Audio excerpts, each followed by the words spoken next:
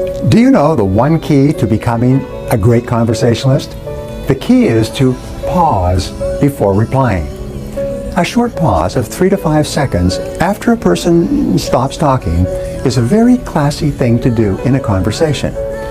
When you pause, you accomplish 3 goals simultaneously.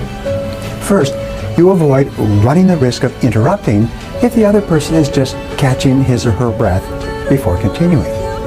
The second benefit is that you show the other person that you are giving careful consideration to his or her words by not jumping in with your own comments at the earliest opportunity. The third benefit of pausing in conversation is that you will actually hear the other person better. His or her words will soak into a deeper level of your mind, and you will understand what he or she is really saying with greater clarity. By pausing, you mark yourself as a brilliant conversationalist. Another way to become a great conversationalist is to question for clarification. Never assume that you understand what the other person is saying or trying to say. Instead, if you have any doubt at all, ask, "How do you mean?" Or, "How do you mean exactly?" And then just pause and wait.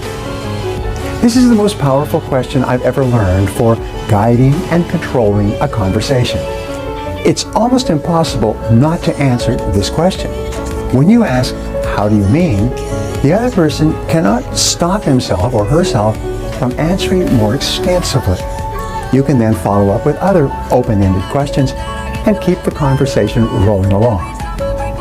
The third way to become a great conversationalist is for you to paraphrase the speaker's words in your own words.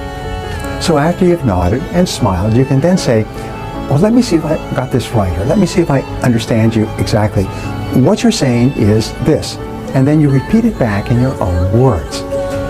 By paraphrasing the speaker's words, you demonstrate in no uncertain terms that you are genuinely paying attention and making every effort to understand his or her thoughts or feelings.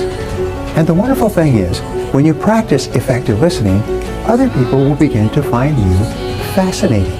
They will want to be around you. They will feel relaxed and happy in your presence because when you listen to other people, you make them feel important.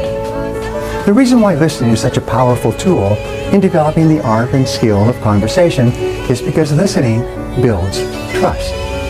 The more you listen to another person, the more he or she trusts you and believes in you.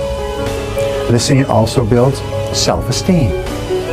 When you listen attentively to another person, his or her self-esteem will naturally increase. He or she will feel better about themselves. He or she will feel more valuable and more respected. Finally, listening builds self-esteem in the listener. Because your mind can process words at 500 to 600 words per minute, and we can only talk at about 150 words per minute, it takes real effort to keep your attention focused on another person's words. If you do not practice self-discipline in conversation, your mind will wander in 100 different directions. The more you work at paying close attention to what the other person is saying, the more self-disciplined you will become. In other words, by learning to listen well, you actually develop your own character and your own personality.